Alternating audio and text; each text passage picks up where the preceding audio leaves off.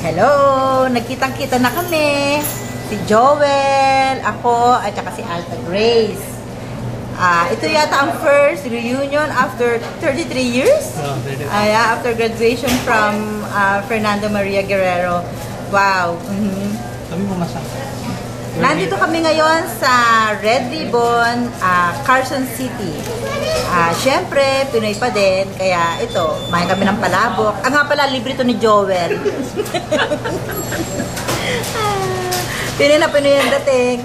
Kumusta kayong lahat dyan? Sana sa susunod, marami na tayo. Ikaw naman. Nasabi na niyan lahat.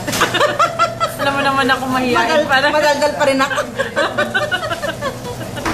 Alta Grace is my best friend in elementary.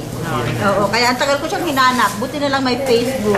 Saka lahat din kayo, nakita ko. Maraming salamat sa Facebook. Mahihain ako eh. Noong pa man eh. Hi, hello po sa kayong lahat. Alta Grace po ito. Well, yun na.